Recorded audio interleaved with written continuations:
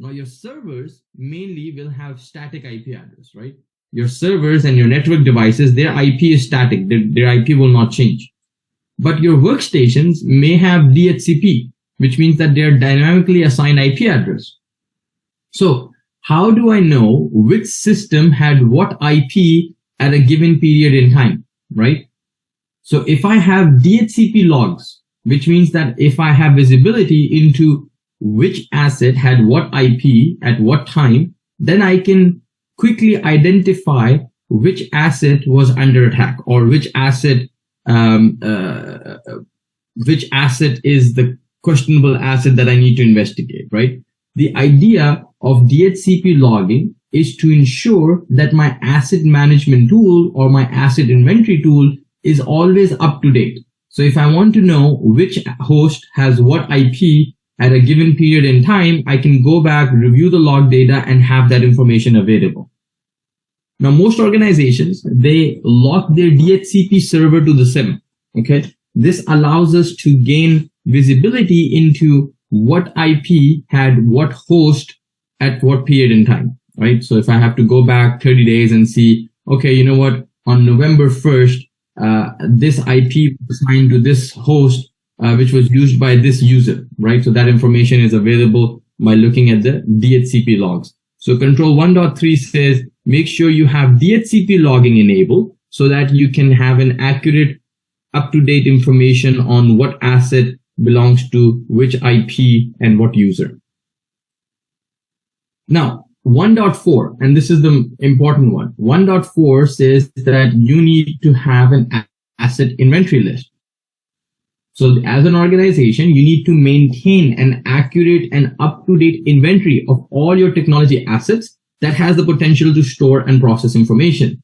So basically, you should have a list of all the devices, whether connected to the network or not connected to the network. So basically, we need an asset inventory list of everything owned by the organization. Not only do we need to maintain an asset list, that asset list should have the machine name, the hardware address, the network address, the asset owner name, the department, and whether it's an approved or unapproved device, right? So for example, if I have my laptop, it should say the MAC address, it should say the network address, it should say the host name, it should say who owns this asset and which department does it belong to. So the idea is that your asset inventory list should include asset owner, IP address, host name, MAC address or hardware address, and which department owns the asset or this asset belongs to what department based on data classification. Now you should also have a process to remove assets that are not recognized or unauthorized devices. So if someone randomly comes in, plugs in a laptop to your network, you should have a method or a process defined to remove unauthorized devices from your network. Well, first, you need to be able to detect unauthorized devices. You can detect those unauthorized devices by using port level access control.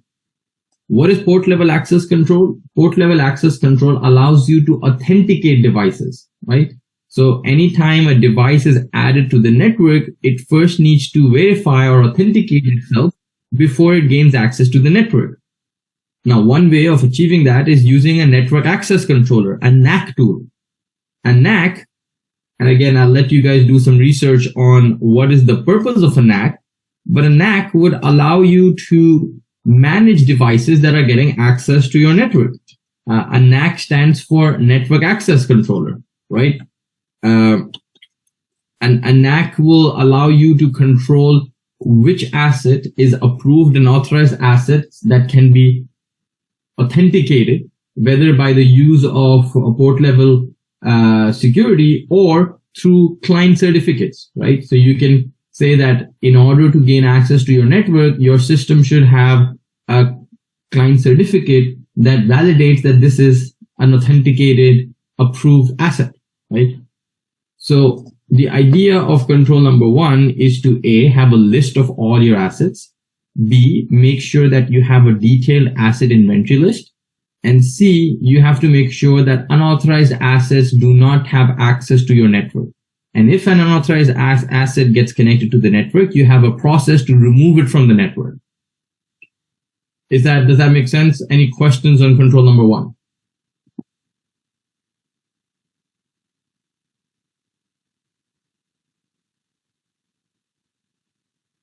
All right, let's move to control number 2. Now, similar to control number 1, control number 2 is still talking about asset inventory, but the focus is not your hardware assets. The focus is now your software assets, right? So control number 2 says that all software should be approved, authorized software, which is installed on your assets. Any unauthorized software or application should be detected and prevented from being executed on your system.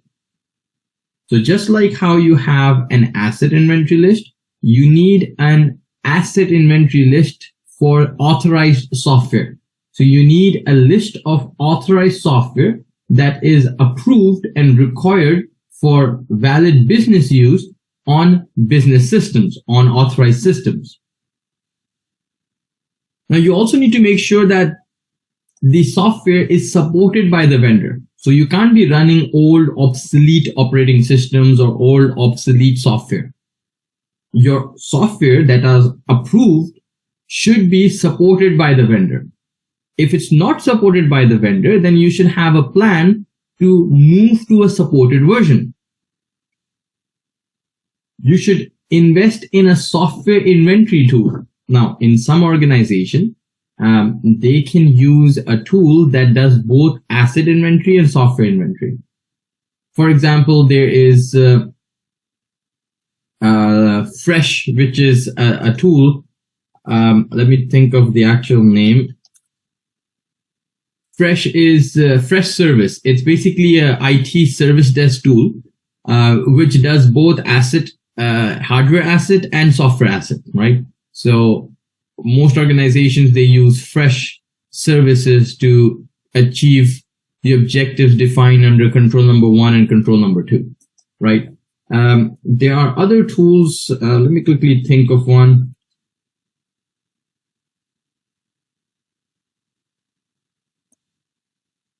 There's 80 Audit Plus is more for Active Directory, right? So there's Oracle NetSuite, which can do the same. There's Manage Engine. Yeah, Manage Engine is another good tool that can do both software and hardware asset inventory list, right? So some organizations use Manage Engine, some use Fresh Service.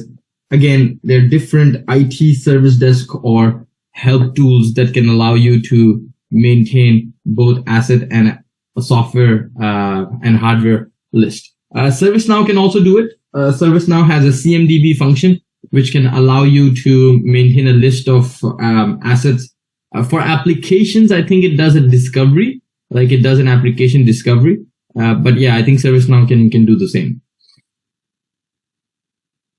Now, Control 2.3 says that use a software inventory tool, okay? And automate the documentation of software on all your systems. So this is where the tool becomes important. Now, some organizations, if they're not very mature, they may have a process in place, they may have a policy in place, but they might not have the right software, right? They might be tracking software information manually. Some organizations, they have an Excel file. The Excel file has a list of all the approved applications. The Excel file has a list of all the applications running on specific systems. The objective of the CIS controls is to define mature cybersecurity controls which can be automated, right? If you can automate a control, automate it because that's the recommended approach, right? So using a software inventory tool is recommended because it will allow us to automate the documentation of all software on business systems. You also need to make sure that the software information that you're capturing should include the name of the software, the version, publisher, and the install date of the application. Now, this is not a complex information. You can find this in, if you go to control panel, right? And if you go to add remove programs, you get a list of all the applications installed on your system along with the version number, publisher, and install date, right? So it's very common for application inventory tools to go in and query this information and make it available as a dashboard or map it to the asset inventory list, right? So softwares like ServiceNow, Manage Engine, Fresh Service, they do have the capability to give you this output. And just to quickly show you what that would look like and where would they grab this information from, if I go into control panel, add remove programs, let me know if you guys can see my screen. So here I see all the applications, right? So I can see the application name, the version number, and when was it installed, right? So I have Amazon Workspace, this is the version 3.1.2 installed on this date, right? Then I have, let's see, another one, iTunes, right? So it doesn't tell me the version number, but if I go advanced option, then it should be able to give me the version number. So there we go. Version is right here, right? So again, this information for application is available within Windows, right? So it's easy to query that information and then have it displayed in a dashboard or in an output to an asset inventory or software inventory list.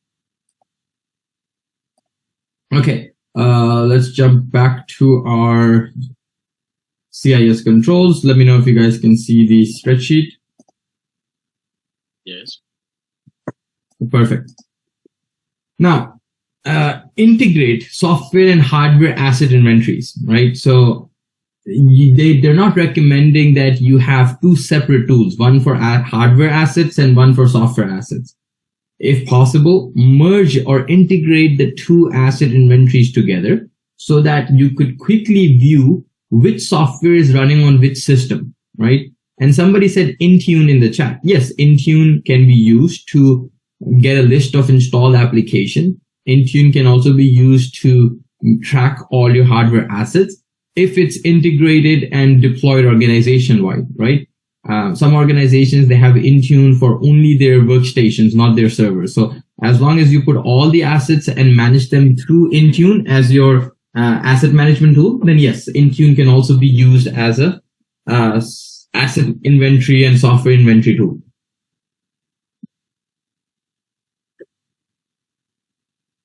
So merge the asset inventory tools together so you can track devices and software from a single location, okay? And make sure you have a list of approved applications, right? So you should have a list of applications that are approved business application. Anything which is not an approved business application should be marked as unauthorized or unapproved application and should be blocked. Now, how can I restrict what application runs on a system and what application doesn't run on a system? I need to utilize an application whitelisting tool. An application whitelisting tool ensures that only authorized software can be executed on a system and unauthorized software is blocked from being executed on a system.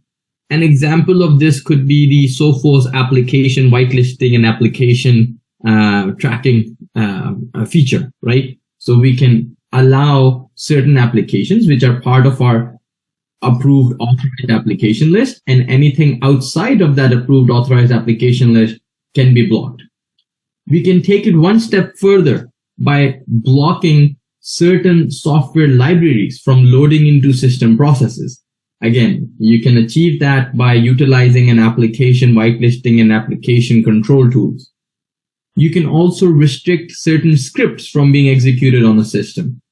And if you have high-risk applications, for example, you're running an old SQL database, or you're running an older version of Adobe, or if you have a business critical application which is outdated or no longer being supported, those are considered as high-risk applications. If you are forced to run high-risk application, the recommended approach is to run it in an isolated or controlled environment, right? Maybe restrict access to the internet, maybe restrict access to neighboring systems, right? Run those applications if necessary in a logically or physically segregated, isolated system so that you can reduce the risk of compromise to neighboring systems or risk of lateral movement or exploitation based on that high-risk application. So, to quickly summarize, control number 2 talks about maintaining an inventory of all your authorized application, only allowing authorized approved application from running on the system, preventing unauthorized application, making sure that the application is supported by the vendor, and ensuring that applications and asset detail can be quickly available from a single view as an asset inventory and hardware inventory list. Any questions on control number 2?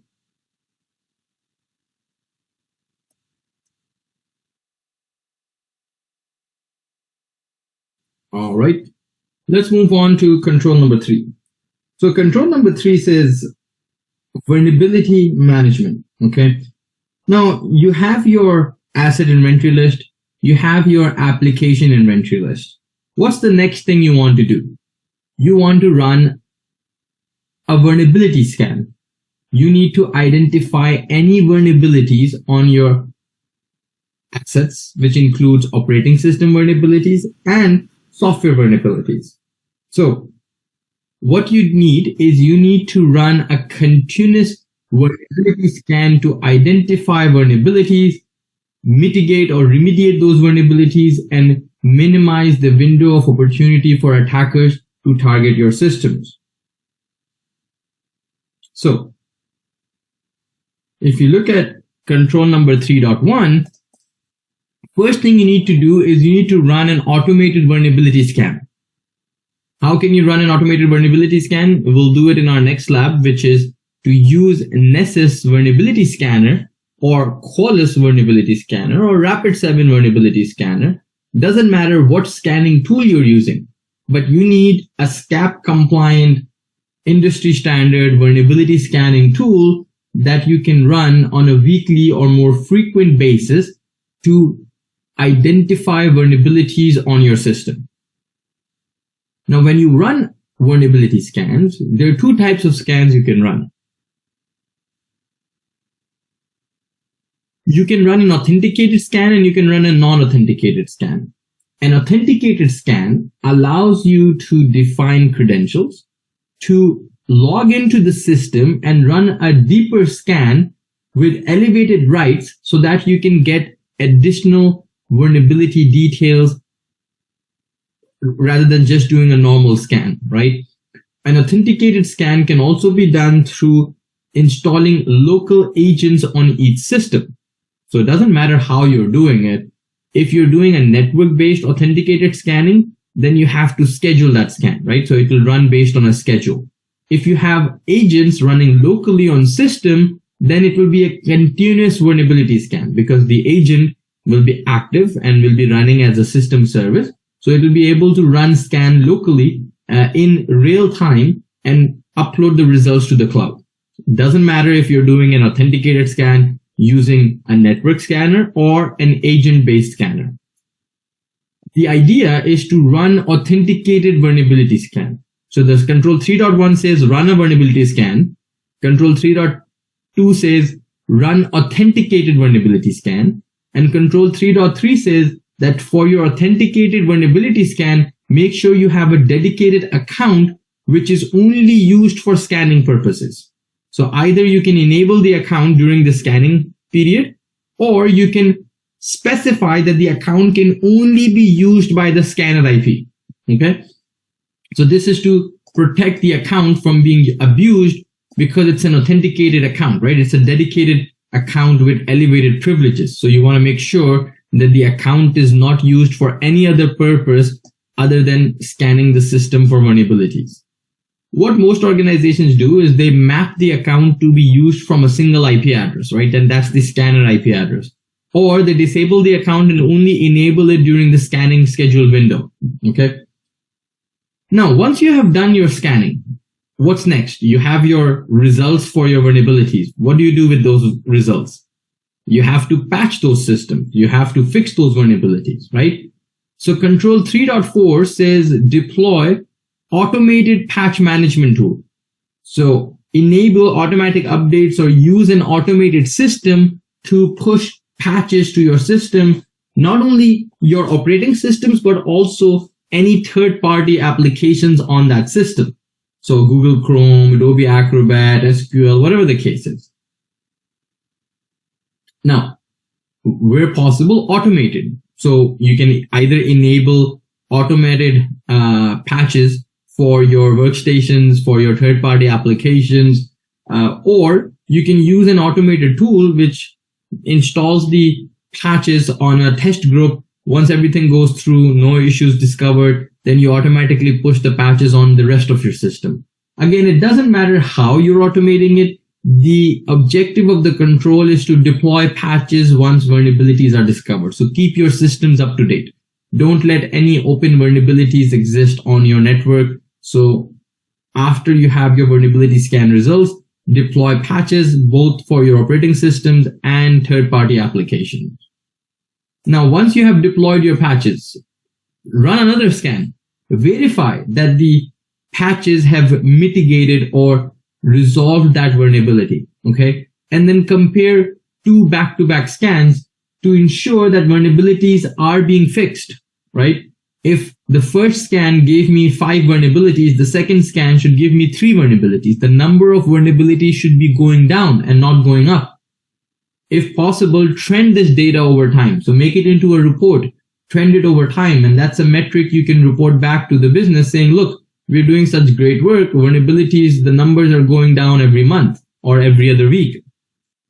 And use a risk rating process. So if you discover a critical vulnerability, that vulnerability needs to be prioritized.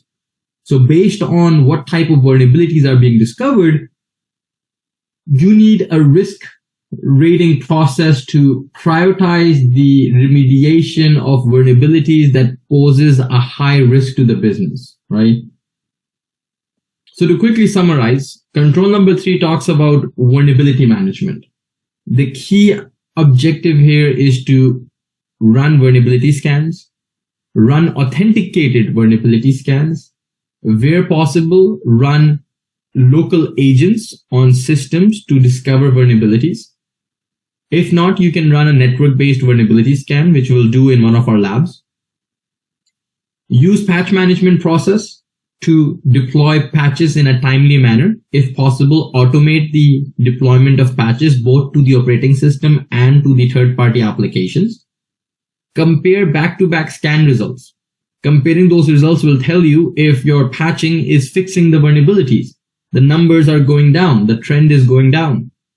And last but not the least, use a risk rating process to prioritize the patching of the most critical vulnerabilities that poses the high risk to the organization. Any questions on control number 3?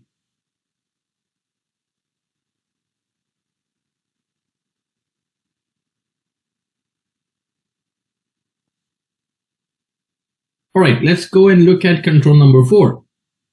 Control number 4 talks about controlled use of administrative privileges. So you have a list of your assets, you have a list of your authorized software, you have done your vulnerability management, you have updated your vulnerabilities by deploying patches. Next, you need to control the use of administrative privileges.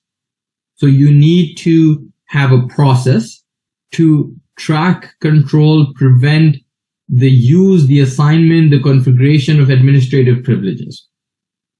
You don't want just anyone to be an administrator on your system. You want to adopt a principle of least privilege. Only authorized individuals should have administrative access, right? So what do you need to do? The first thing you need to do is you need to get a list of all your admin accounts. So who are my administrators, right? Get a list of all the administrative accounts, both domain admin accounts, local admin accounts. Anyone with a privileged account should be documented in an inventory list, okay? Just like how you have an inventory of your software and an inventory of your hardware, you need an inventory of all your administrators. Next, you should make sure that default admin passwords have been changed. You know, sometimes you have tools which are still using the default admin password. So one of the controls is to make sure that you're changing the default password. So if you have a new asset, you're changing the default password for those new assets, and you're using passwords that are consistent and unique to those systems, right? So you can't just use a generic password like password 123 for all your accounts. No. Administrative passwords should be unique to that system, okay? So change the default password and use passwords that are unique to that system. So don't use same generic password for all your admin accounts. Next, if you have an administrator, so for example, Bob is an administrator. So Bob should have a dedicated admin account and a regular secondary account for their day-to-day activity. For example, Bob has a username, bob@class.com, right? This is Bob's regular user account. Bob can do internet browsing with it, emails, their day-to-day job. But then if Bob is part of the IT team and needs admin access, then there should be a dedicated account, maybe admin_bob@class.com. This is a dedicated admin account for Bob, which is only used for administrative activities. This account will not have access to the internet. This account will not have access to an email account. This account should only be used for administrative tasks. Now, why do I need a dedicated account for Bob for administrative purposes? So that I can track what activities is Bob doing based on their elevated privileges, right? I don't want all the administrators to use the default admin account. No, that way you lose accountability. Every administrator should have a dedicated admin account and a dedicated work account, right? Or their regular account. They should only use the admin account for administrative purposes. Where possible, use multi-factor authentication. Now, when we're talking about admin accounts, it's absolutely must that you use multi-factor authentication for all administrative accounts.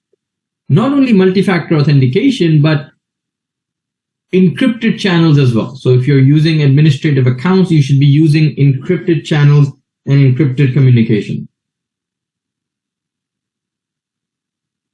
Also, this is a control that not most organizations adopt, but some organizations, they have a mandatory compliance and regulatory requirements to do this, right? So where you have a dedicated workstation or a dedicated system for all administrative tasks.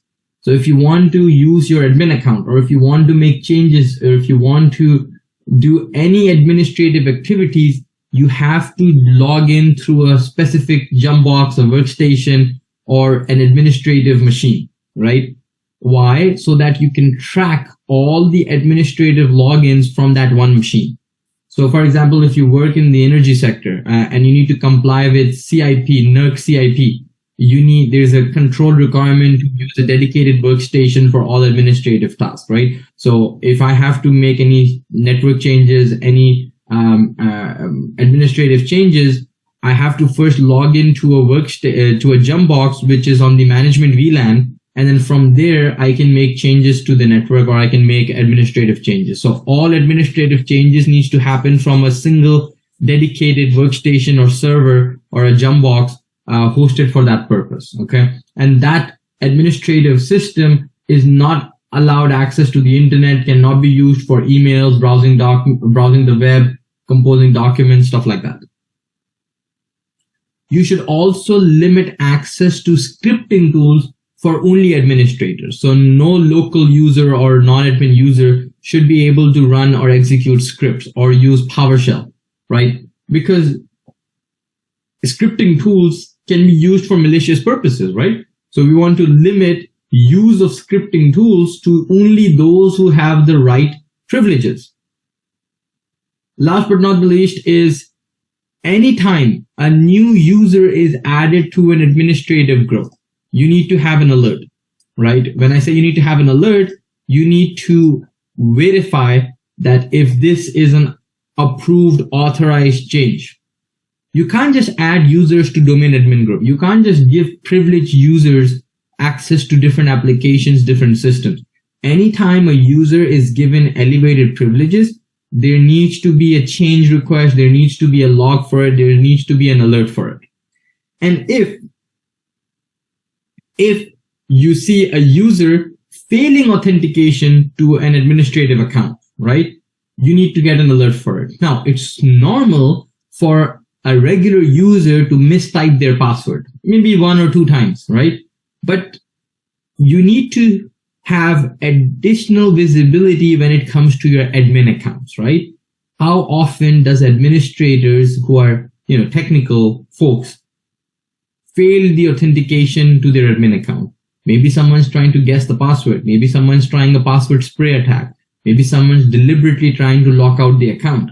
So using a SIM tool or using some other tool, you need to have an alert when someone is logging into an administrative account, especially if it's continuous login attempts, which is resulting in a failure, right? Any questions on control number 4, use of administrative privileges? No questions? I'm assuming you guys are experts in control 1 to 4. Okay, let's look at control number 5. Control number 5 talks about secure configuration for your hardware, software, mobile devices, laptops, workstations, and servers. What that means is you need to have a default baseline secure configuration for all your systems. When I say all your systems, it includes your servers, laptops, mobile devices, etc. What do I mean by established secure configuration? It means that you need to have documented security configuration standards for all of your operating systems and software. Now, if I have to deploy a new workstation, what do? I'll go into Microsoft website, I'll download the Windows 11 image, I'll install that image on my laptop, right? Then I'll customize the operating system to be part of my domain. I'll enable the Windows security firewall, I'll install EDR on it, I'll do a vulnerability scan, so on and so forth. Basically, for all my systems, I need to establish secure configuration. Because by default, Windows has a lot of services, a lot of protocols that are enabled. I don't want that. I want my own baseline security configuration for each system or each device type, right? Now, where can I go to get a baseline security configuration? Now, I have multiple options. Let me quickly share my screen.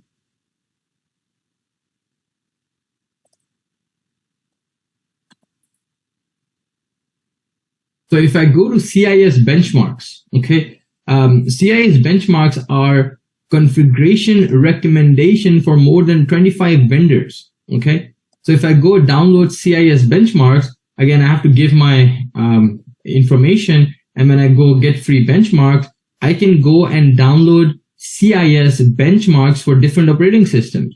Like I can go download CIS benchmarks for Windows Server, for Windows Desktop, for Linux, for VMware, for Microsoft IIS Server, right? I can go and download it for Juniper firewalls, Palo Alto firewalls, pfSense firewalls, right? I can go and do that for softwares like web browsers, Zoom, Office. These are benchmark lists, right, for security best practices on the configuration of those operating systems and applications, right? So that's one example. I can go and look at CIS benchmarks. I can also go and look at STIGs. So STIGs, it stands for Security Technical Implementation Guides. So if I search for STIGs, the first link I get is the Department of Defense, so US Department of Defense. They have security technical implementation guidelines. So if I go and look at, let me see if I can find it, document library. They changed it a little bit, so I have to go and figure out where it is. There we go. So from here, if I select operating systems, right, and Windows, so if I select Windows operating system, I have to give it a few seconds to refresh. There we go. I have security technical implementation guides on Active Directory. I have security technical implementation guides on Windows 10. on Windows 11. So I can use that as my reference document, as my baseline security configuration for different device types that are deployed in my network, right? So the idea for control number 5 is when you deploy new systems, when you start onboarding systems on your network, you can't just download an image, a fresh image, install it on a workstation or a server and deploy it on your network. No, you have to maintain a security configuration standard for that device where you configure that device based on a secure template. Those secure templates can be the CIS benchmark, can be the Department of Defense sticks. Doesn't matter what type of secure templates you're using, as long as you have those secure templates defined and any new image or any new system that you deploy is based on that baseline security standard or security configuration, right? Then what you do is you maintain them as secure images. So you make an image of that system and you use that image to deploy additional systems or new systems on the network, right? You make sure that you're securely storing those images. So you're not storing them, it's not just sitting on a file server where anyone can change it. If possible, you need to monitor any changes to your baseline security images and your baseline security configuration. Because guess what? If someone has tampered with that baseline security configuration, then the integrity of your applications, of your operating system is lost. So you have to securely store those master images and make sure that there are no unauthorized changes to those master images. Next, you need to make sure that you have a configuration management tool. Now, this could be a group policy. So Active Directory group policy will automatically enforce and deploy configuration settings to your systems. Similarly, you can have Microsoft Intune, which is a device management tool. So you need to have a configuration management tool which deploys system configuration, which is centrally enforced and managed and deployed to all your systems.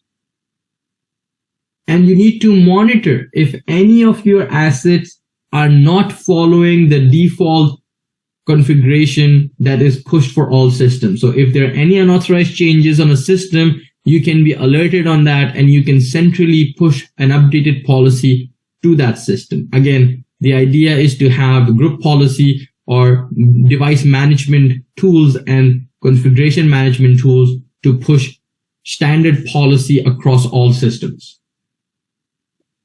Any questions on control number 5? So keep in mind that the first 5 controls, the first 5 controls that we looked at, these are the absolute foundational control for the organization, So the CIS controls, let me just quickly look for that reference. If you're looking at the CIS control, the first 5 controls, which starts with inventory of your hardware assets, inventory of your software assets, continuous vulnerability scan, inventory and control of your administrative privileges, and deploying secure configuration on all your assets, right? Though these are considered as your basic controls, So control 1 to 5 are your basic control. Every organization should have these basic controls in place. Then you get foundational controls, organizational controls, so on and so forth. But control 1 to 5 are basic control. Every organization must have an asset inventory, right? Every organization must have a list of approved authorized assets. Every organization must run vulnerabilities management, which means you're scanning for vulnerabilities and you're patching those vulnerabilities. Every organization must have a list of all their admin accounts. They should change the default passwords for the admin accounts. They should have unique passwords for admin accounts. They should use multi-factor authentication for administrators, and they should use dedicated admin account and a secondary account for day-to-day activities, browsing the internet, so on and so forth. And then every organization should have baseline security configuration for their operating systems for different device types, and they should have the capability to centrally govern and deploy their policy to all systems using group policy mobile device management, so on and so forth. So these are what you call basic security controls that every organization should adopt. Now, not every organization will have 5.1, 2, 3, 4, 5, all of these sub-controls defined. No, the objective is not to get 100% on every control. The objective is to meet the control criteria. What is the control criteria? For control number 1, the criteria is manage the inventory of all your assets, right? So you can manage the inventory by manually keeping track in an Excel file, right? You're still achieving the control objective. Your control is not very mature. Your control is not very efficient, but you still have the control in place. The idea is to have the control in place and then slowly, as time goes by, pick and choose what areas you can further mature on, right? So at least have the bare minimum, which is have an asset discovery, right? Maintain an asset inventory, okay? That's the bare minimum. Have an approved list of applications. Make sure applications are supported by the vendor, right? Track application information. That's the minimum you can do. You don't need an application whitelisting tool day one, right? So what's the easiest one for us to do? I can have a list of applications. There's no cost for that. I just need to start listing down applications and saying, hey, this is approved, this is not approved, right? For example, I can say Firefox as a browser is not approved. Google Chrome as a browser is approved. So all my systems should have Google Chrome, but not Firefox. I can say Microsoft Word is an approved application, right? I don't need any other word processing tool, but Microsoft Word, okay? It doesn't cost you anything. Make a policy, say organization shall only deploy approved authorized application. Here's a list of my approved authorized application. And all of my approved authorized applications shall be supported by the vendor, right? So this is the most cost efficient control, to define a policy and define an inventory of all your assets and all your application. Now, run a vulnerability scan.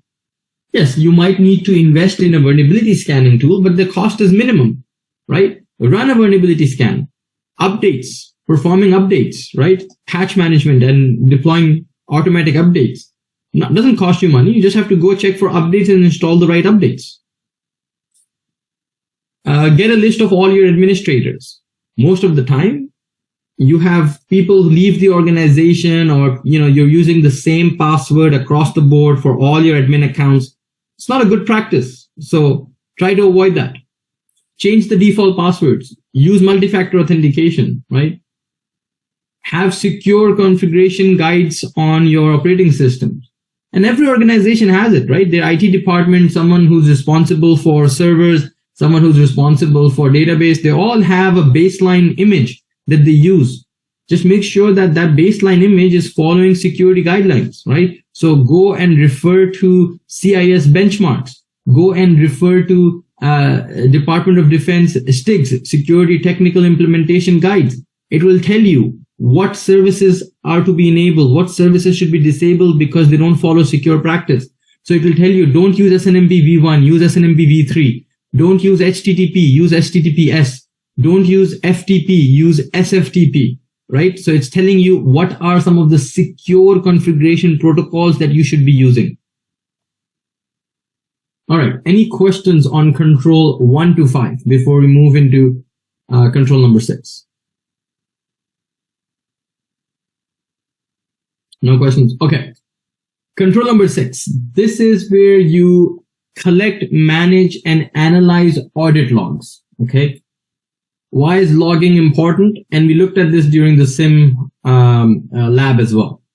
So first and foremost, we need synchronized time zones or time sources, right? So you want to make sure that all the systems within our network is collecting time information in a synchronized format. So we have synchronized time sources. Okay. Now, this makes it easier when we're investigating things because we have consistent and accurate timestamps in our logs, and it's following the same format. So it's not like one time zone is an EST, the other one is Mountain Time, and then PST time, and then Central Time, and then Pacific Time. It's all standardized time across the board. Next, we have to make sure that we have enabled audit logging. So systems have the ability to create and produce log data and store that log data. Not just enable log data, we should have all the right information. So we should have detailed logging enabled. We should have the event IP, we should have the date, the user, the source IP, destination IP. All the useful information should be there in the log. So when you enable logging, make sure you enable detailed logging. Once you enable detailed logging, make sure there's enough space to store those logs. If you don't have enough space, then invest in centralized log management solution. Centralized log management solution does not mean that you need a SIM tool. It means that you need a space to centrally store all your log data. You can have a syslog server. You can have a logging server, right? And forward all the logs to that central server. Now, logs are just sitting in that server. You can't run analytics on it. You can't extract those logs. You can't correlate those logs. You can't run analysis on those logs. If you deploy a SIM solution or a log analytics tool, now you can trend that data over time. You can run some searches. You can run analysis. You can create alerts. So you can extract more value from that log data, right? So deploy a SIM solution. When you deploy a SIM solution, regularly review the logs. See what's happening on your network. Look at the summary of events that are being observed. Based on that, create some alerts, create some reports, create some dashboards, create some trend charts, right? And regularly fine-tune your SIM. So when you have a SIM solution, you create these alerts. Sometimes it triggers a lot of noise. Sometimes it triggers a lot of false positive alerts, right? So keep reviewing and fine-tuning your SIM rules so that you're only notified on true positive incidents. You're only notified on Sorry for interjecting. Please, can you explain again this central log management and the SIM? Because to my own idea, I feel SIM is the central log management where all the logs are centralized. Right. So a SIM is central log management, but central log management does not always mean that you have a SIM solution, right?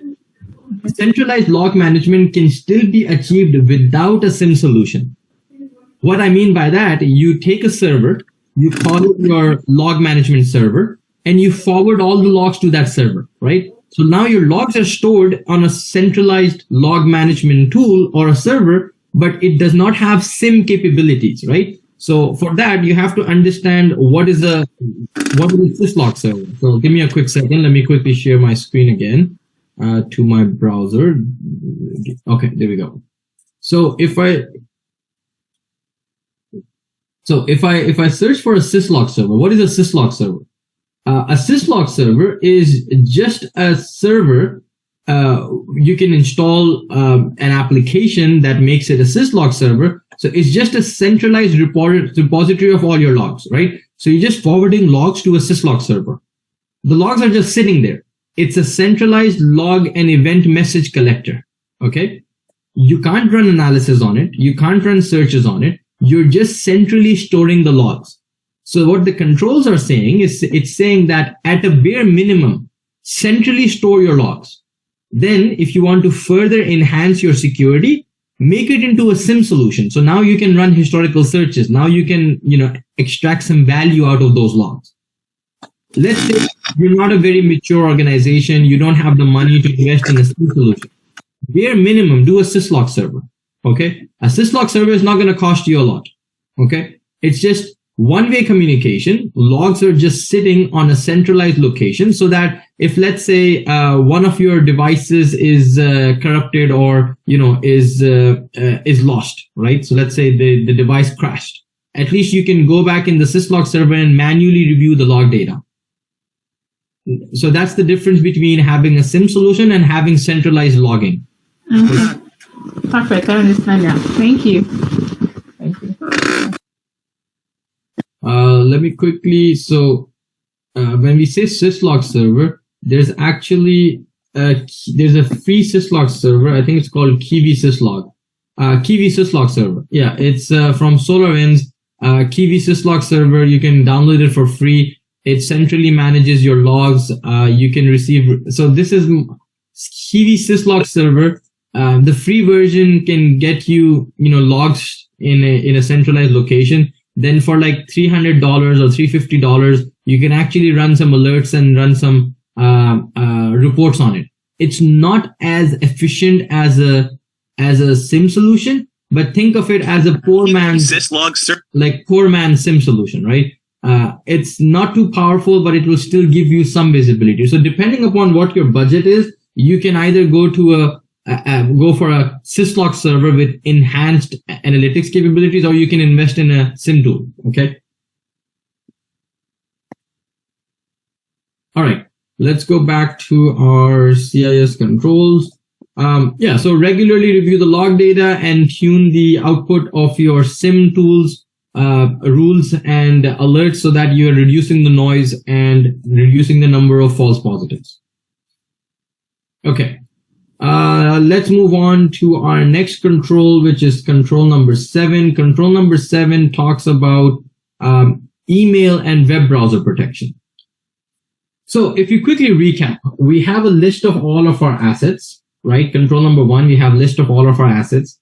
Control number 2, we have a list of all of our authorized applications. We are making sure that we are tracking vulnerabilities. We are patching those vulnerabilities. We are looking at users with elevated privileges. We are monitoring administrative use.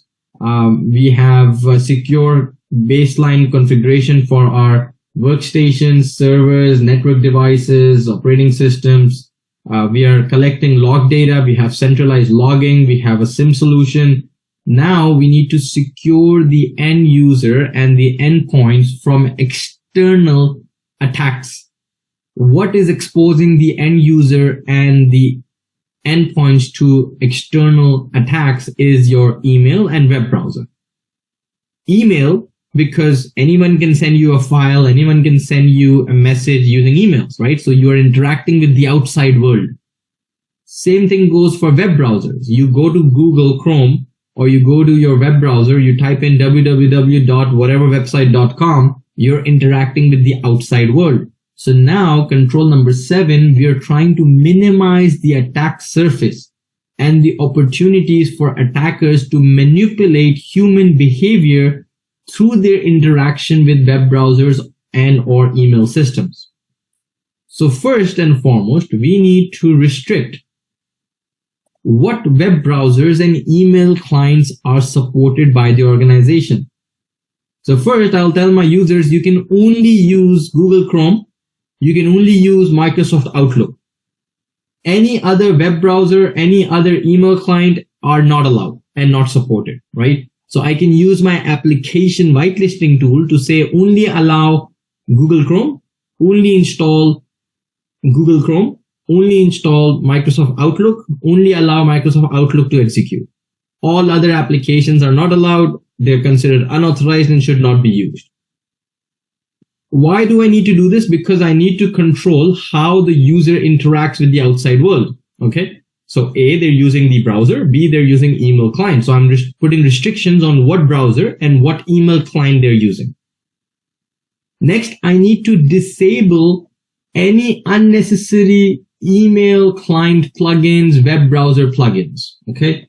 I think I mentioned in one of our previous classes that Google Chrome has removed over 500 malicious web browser add-ons or plugins, right? Sometimes you get these add-on applications like a toolbar, like a fish reporting, Grammarly, which is like a language learning and, fixes your punctuation and grammar as you're typing an email. All of these add-ons can have unnecessary risk because you don't know if it's a trusted application. You don't know if it's an authorized, approved business application. So in order to reduce the attack surface and in order to restrict your end users from running into unauthorized add-ons and plugins, uninstall and disable any unauthorized browser or email client plugins, add-ons, or toolbars. Next, disable or limit the use of scripting languages in email web browser plugins. Okay. Now, when you open Microsoft Outlook, someone can send you an email with embedded script that will run as soon as you interact with that email, right? So disable scripting languages from being allowed to run on your web browser or email client. Again, it prevents automated deployment of malware on your system, or at least give them a pop-up that, hey, this content in the email is trying to use an ActiveX plugin, right? Or it's trying to use some sort of scripting executable in your web browser, right? So that the user can say no to that. Now, you can't just allow the user to browse the internet without any restrictions, okay? You have to set up some network-based URL filters. We saw an example when we did the Sophos lab. Sophos had web filtering option. Basic idea is to restrict certain web categories, certain websites that poses a risk from an IT security standpoint, right? Now, some organizations, well, most organizations, they have an acceptable use policy. So pornographic content will be blocked. Any content that is malicious in nature should be blocked. Gambling websites should be blocked. Some organizations block social media websites as well. Some organizations, they block streaming websites, right? Because you can't be watching Netflix while at work. Some organizations, they block YouTube as well, right?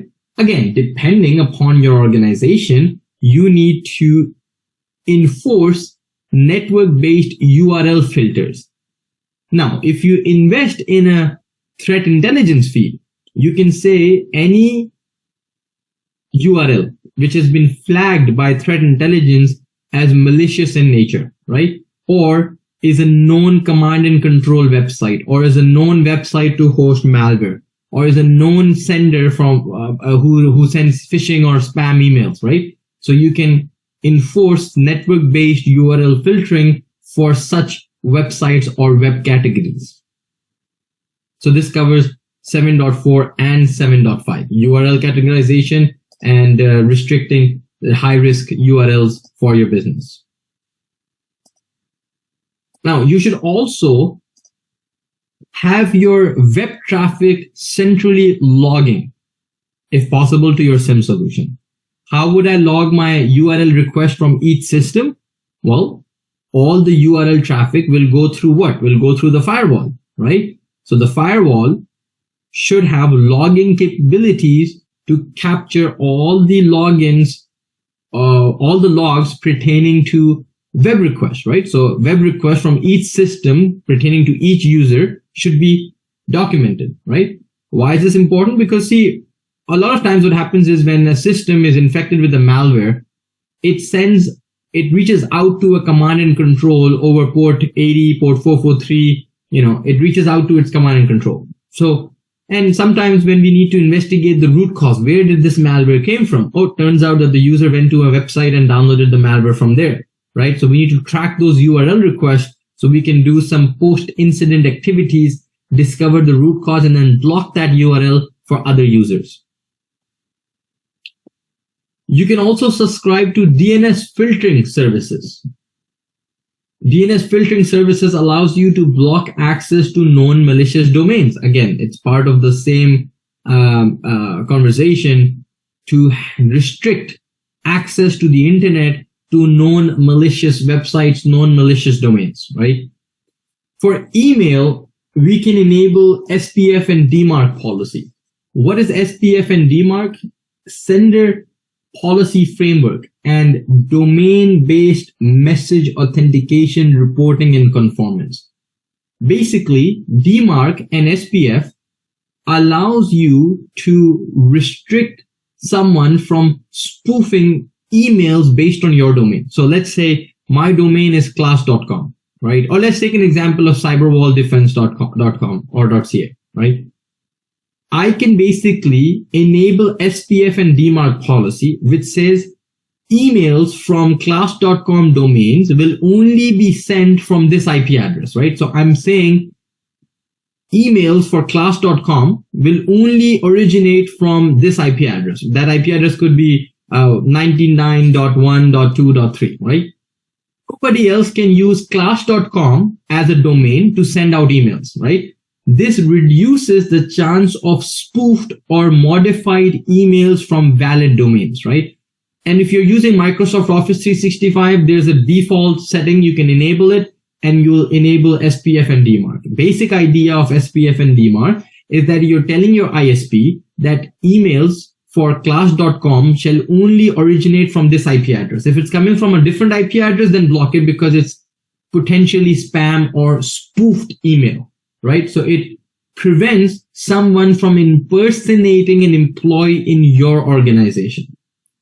To take it one step further, you can also block unnecessary file types as an email attachment. So when emails are coming in, you can restrict emails to just documents, right? PDF, docx, PowerPoint. If someone is sending you a .exe or .dll file or .ini file or .com file, you block it, right? So block unnecessary file types. Only allow file types that are necessary for the business, right? Like DOC, docx, PDF, PPT.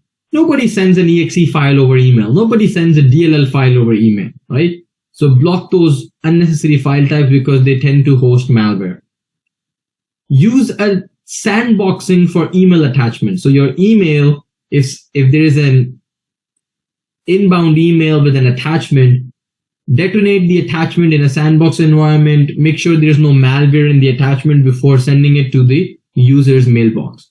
Most, and I say most, email gateways, whether it's Microsoft Office 365, Proofpoint, S-MIME, whatever the case is, most email gateways, they have some sort of malware defense built into it so that inbound attachments are scanned. Make sure that there's no malware embedded in those attachments before they're delivered to the user's mailbox. So those are some of the controls that you can use to minimize the attack surface when it comes to interacting with the outside world where human behavior can be manipulated. A, through the web browser, B, through email. But what if those defenses fail, right? What if I don't have mature web browsing and email defenses? What if these defenses fail, right? I need strong malware defense. When I say I need strong malware defense, the first control objective here is to use a centrally managed anti-malware software. What comes to mind? Sophos. Sophos is a centrally managed anti-malware software. Not just Sophos, CrowdStrike is a centrally managed anti-malware software. McAfee is a centrally managed anti-malware software, right? Carbon Black, Defender. As long as you have a centrally managed anti-malware software on all of your assets, I'm okay. But make sure that your anti-malware software receives regular signature set updates. Keep in mind, when we went through the malware lecture, I told you that malwares can be detected, especially viruses can be detected based on a signature database, right? So your antivirus, anti-malware tool, they have a signature database. They're scanning the files looking for match to that signature database. And if that match is found, then it says it's a virus and it puts that file into quarantine. But see, malwares are being developed every day. They're changing their code. So are the database. So the signature database is getting updated.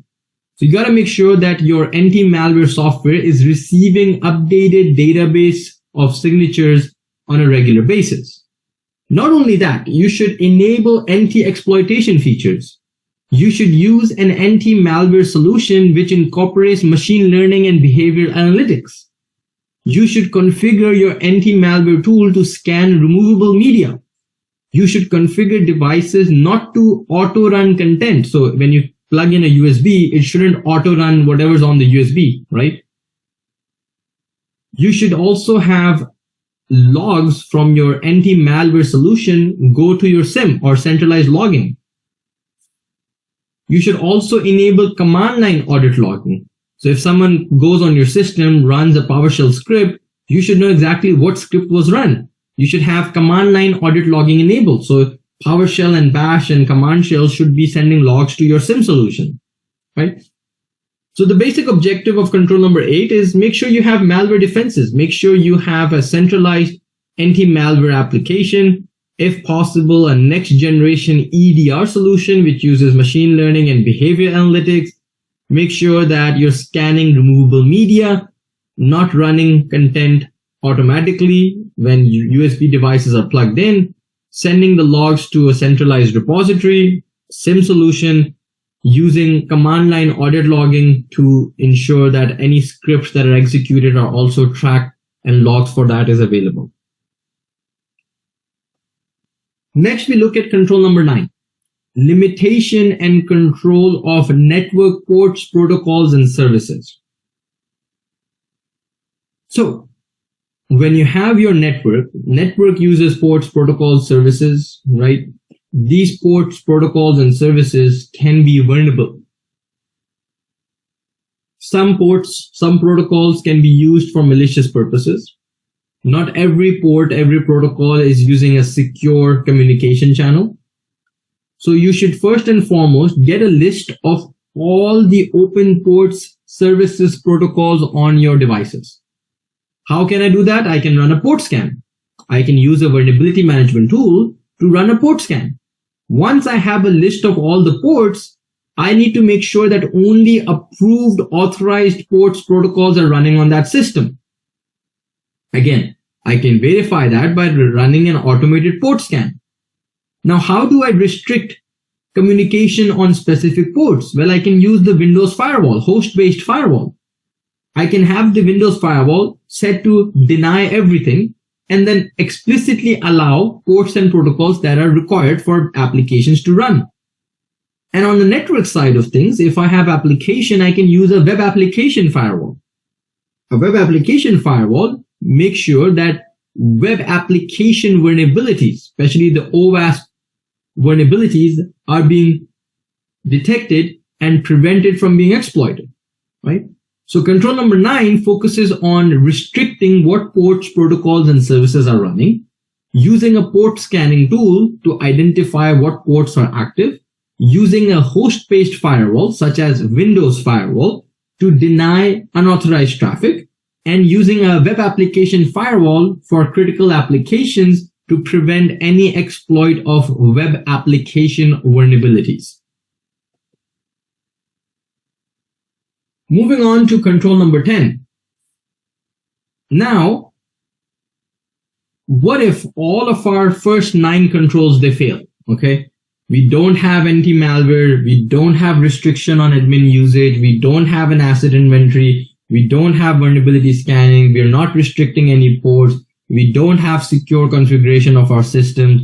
Now someone was able to come in and delete all of our data. Well, I should be able to recover from that incident. How do I recover from that incident? Well, I need to make sure that I'm running regularly automated backups on all my systems, right? So control number 10 says run backups.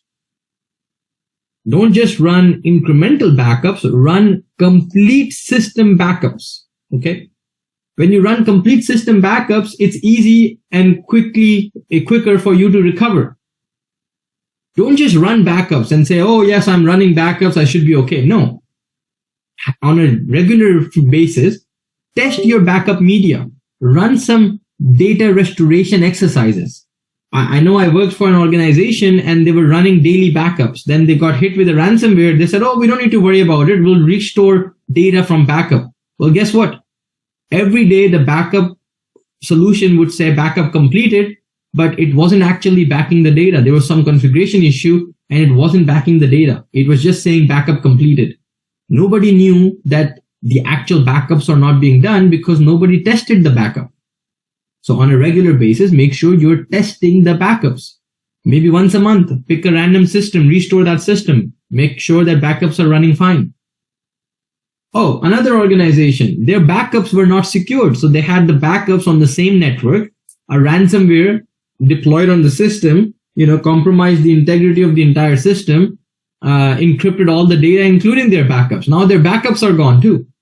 So make sure that backups are encrypted. Backups are stored in a secure location and they have at least one offline backup, right? So make a copy and store it offline or in the cloud so that backups cannot be impacted. Backups cannot be deleted or compromised.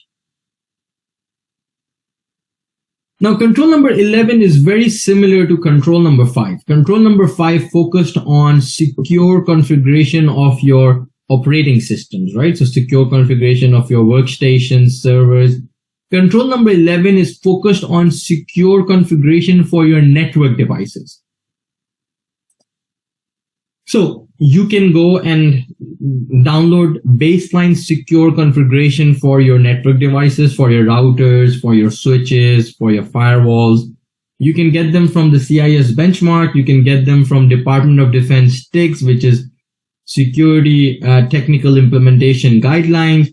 You can also go to the vendor and say, hey, I need a baseline secure configuration. So Palo Alto will give you their baseline security configuration. Cisco will tell you their baseline security configuration. So maintain a list of all the baseline security configurations for your network devices. Here, the focus is network devices only, which means firewalls, routers, and switches. Then make sure you have proper network configuration rules, right? So you know how we were building those firewall rules to allow and deny traffic? Similarly, you should have a list of all your network configuration rules, traffic configuration rules. Why is certain traffic allowed over the firewall? What is the business use case for each rule? Who is the person responsible for that rule? What is the duration of that rule? Is this something that needs to be implemented for a temporary basis? Is this permanent? Is this for an application, right? So as you build your traffic configuration rules on your network devices, make sure to document them.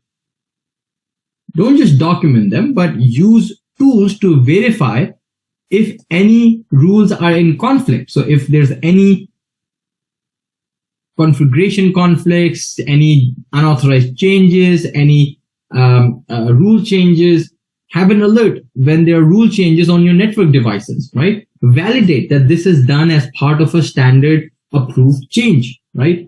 Anytime there's a rule to be added on the firewall, to be added on the router, you need to go through change approval, okay? Make sure that your security version for the version of your network tools, right? It's installed, it's running the latest security update, right? So you don't want any vulnerabilities on your network devices, especially the firewalls and the routers and the switches, because they are perimeter devices. So if you have vulnerabilities, it could be a high risk because those are exposed to the internet. So install the latest stable version of any security related updates on all your network devices. To manage those devices, use encrypted channels, right? So use HTTPS, SSH, SNMP v3, right? Don't use unsecure protocols. And where possible, use multi-factor authentication, right? So logging into the VPN, logging into the firewall, use multi-factor authentication. Use a dedicated machine for network administrative tasks. This is a repeat from our previous control on account management, right? Administrative accounts should use a dedicated network machine for administrative purposes, right? So you should have a dedicated management VLAN. Management VLAN allows you to manage your network devices, your IT assets when you're on the management VLAN, right? So if a user is compromised on your regular VLAN, they won't be able to gain access to the management VLAN. Now, why such emphasis on your network devices? Because your network devices set up your boundary defense, right? So you need to get a list of all your network boundaries, right? So what are your network firewalls? Then you need to test if there are any unauthorized connection from the outside world to the inside of your network, right? So test your firewall rules, okay? Scan from outside of your network to the inside of your network. Make sure there are no rules which are allowing unauthorized traffic, right? Make sure port 3389, which is RDP, is not open. Make sure port 22, which is SSH, is not open. Make sure FTP port is not open. And if you are using some protocols and some applications that do use those ports, it's restricted to specific IP addresses, right? So you're not allowing unauthorized communication. Only approved authorized communication is allowed over the network boundary. Integrate with threat intelligence. So you're denying communication to known malicious IPs. deny communication over unauthorized ports. When I say unauthorized ports, vulnerable ports, right? Telnet, FTP, DNS, inbound, right? Those should all be blocked. You should also record the network packets, right? So packet monitoring should be enabled. Now, if you have an IPS or IDS, intrusion prevention and intrusion detection system, you should enable that. An IDS allows you to detect attack signatures. So if someone is trying to exploit a vulnerability, an IDS will detect it. If you set the signature to block, then it becomes an IPS. So it's now an intrusion prevention system. Okay. Now, just like how we collect Windows event logs, we can also collect traffic logs from the firewall, right? So traffic logs from the firewall will go to the SIEM solution. In addition to that, we can actually collect net flow data. Net flow data includes the source IP, destination IP, source port, destination ports, and number of bytes transferred. Net flow will give you visibility on the network side of things, right? This is known as network defense. So enable net flow and traffic logs on your network devices. This would give you additional visibility into what's happening on the network layer, okay? If you have an application layer proxy, make sure that you're only allowing authorized connection to go through the application layer proxy. You can enable SSL decryption. SSL decryption ensures that you're not hiding malicious communication behind encrypted traffic. So your firewalls is decrypting the traffic, analyzing the traffic, and then encrypting it back to make sure that you're not hiding malicious communication behind encrypted traffic. For remote login, what do I mean by remote login? So I'm sitting at home, I want to connect to my organization's network, I have to use a VPN. So for remote login, use multi-factor authentication, okay? And if I'm allowing remote logging, VPN, I need to make sure that the system I'm using to connect remotely is meeting the organizational policy of what is a secure device. So A, I should only be connecting using the authorized asset. And if it's my own device, BYOD, then I should be complied with the security policies enforced by the organization. So I should have an EDR solution. I should have zero vulnerabilities, right? So whatever is the minimum defined security guideline, I should abide by it before connecting to my secure organization's network. The next two controls focus on data protection, okay? Organizations should develop a data protection policy, okay? Data protection policy means that they should have an inventory of all their sensitive data. So where is sensitive confidential data stored, okay? If the confidential data is stored on systems that are not actively accessed, right, then that data should be removed or those systems should be powered off. You should also monitor for any unauthorized traffic to and from those systems, right? So if I see large amount of data being transferred, well, maybe I should block that, right? Data shall not be copied from inside of my network to outside of my network. So I should restrict access to Dropbox. I should restrict access to Google Drive. I should restrict access to webmail, right? This is done so that I can prevent data loss. Any critical data, sensitive data should be encrypted. And I should monitor data leaving the organization if it's encrypted. So again, this is where SSL decryption would come into play, where you would monitor unauthorized transfer of data. Mobile devices should be encrypted. Now, when I say mobile devices, it includes both your cell phones and your mobile devices, as in your laptops, right? So I can use full disk encryption. I can use BitLocker or any other tool to encrypt all the data on my mobile devices. So in case someone steals my laptop, they won't be able to get to the data, right? If I'm allowing USB devices, those USB devices should be encrypted, right? And IT department should issue out those USB devices. So I know at all times that the data residing on that USB device is encrypted. Ideally, I should restrict access to USB devices, right? Removable devices. There should be no access to removable devices. But if there is, then that access should be encrypted, right? So this should be encrypted at all times. Again, this is all to secure the data and prevent data loss, especially critical confidential data. Now, when it comes to network segmentation, I need to make sure that my network is architectured and designed in a secure manner. So I should segment my network based on the data that resides on that network. For example, if I have HR systems, right, and that HR systems has employee personal identifiable information, it should go on a separate VLAN, right? And it should have some additional security because that is critical data. Now, communication between two VLANs should have firewall filtering in between. So there should be firewall between two VLANs, right? So I know exactly who is trying to access what data on the other VLAN. And only authorized users, IPs, and systems should be allowed to communicate between two VLANs. Within the same VLAN, workstation to workstation communication should be blocked. Why? Because what if a workstation gets infected with a worm? A worm can move laterally in the network, right? So a worm moves from one system to the other. But if I consider microsegmentation, if I disable workstation to workstation communication, that will prevent a malware outbreak, because now malware from one system cannot go to the next system.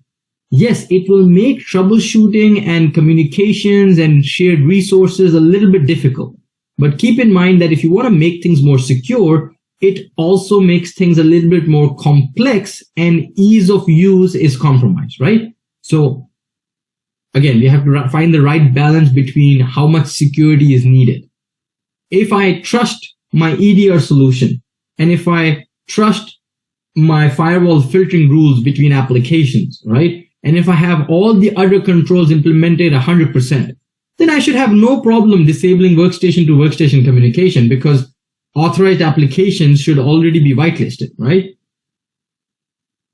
Now, to protect data, I need to encrypt all sensitive information in transit, right? So I need to use protocols that support encrypted channels, right? So instead of Telnet, I need to use SSH. Instead of HTTP, I need to use HTTPS. So all sensitive information in transit should be using encrypted channels. Active Directory. Active Directory should, sorry, not Active Directory. Active Directory is the next control.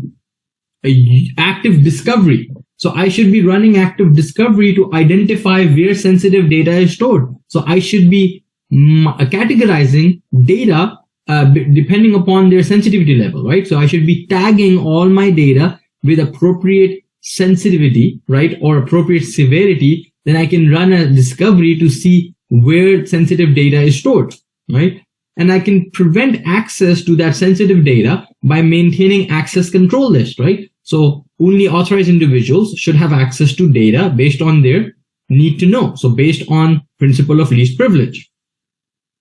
I can also deploy a DLP tool, data loss prevention tool. Again, we saw an example of DLP when we were doing the Sophos lab. In Sophos, we can run a DLP policy that looks for account numbers, driving license, social security, so on and so forth. If we invest in a DLP tool, then we can identify any attempts to share critical data outside of the organization, any attempts to exfiltrate data, any attempts to modify critical data. We need to make sure that data is encrypted while at rest. So previously we said data needs to be encrypted while in transit. Now data needs to be encrypted while at rest. So BitLocker can be used to encrypt all data residing in corporate assets.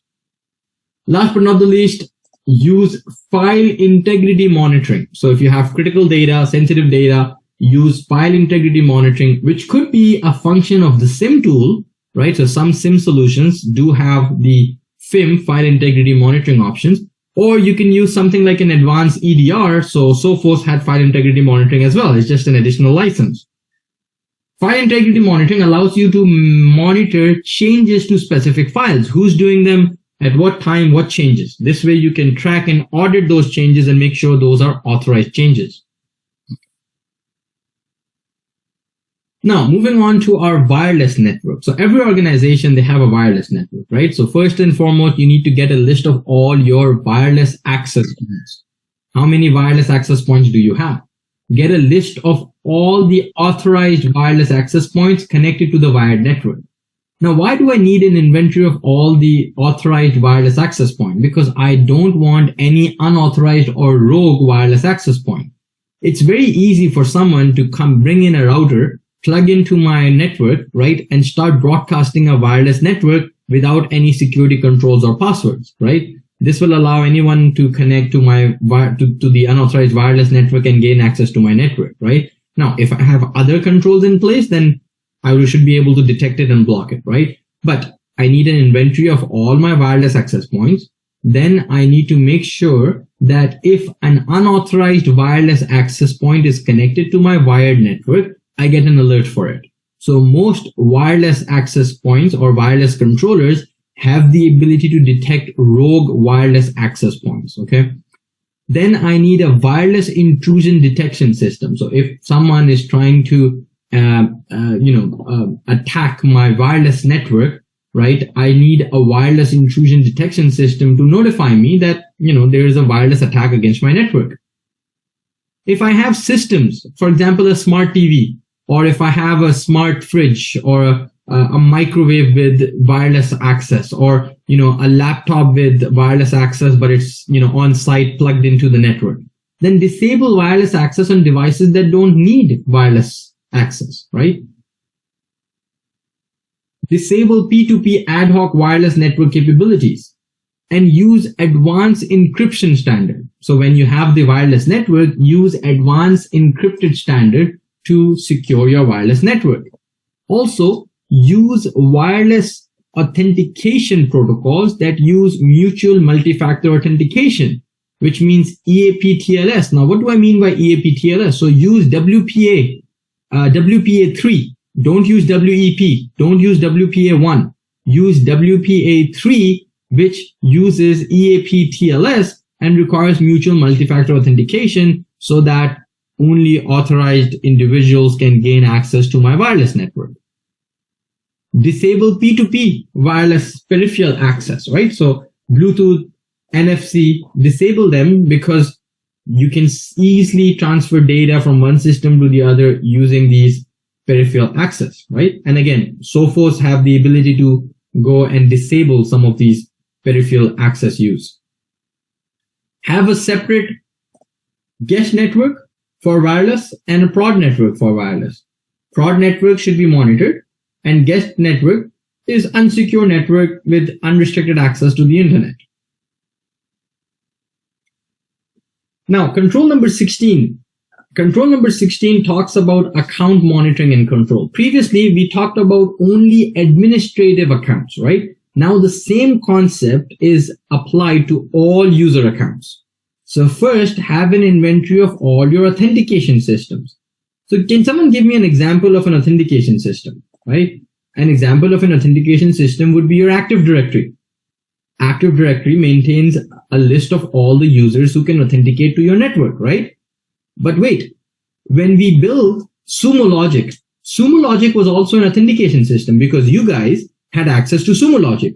So when we say maintain an inventory of all the authentication system, just in our lab alone, we have multiple authentication system. We have the Active Directory, right? We have Sumo Logic because we have individual accounts under Sumo Logic. Can someone name any additional portals?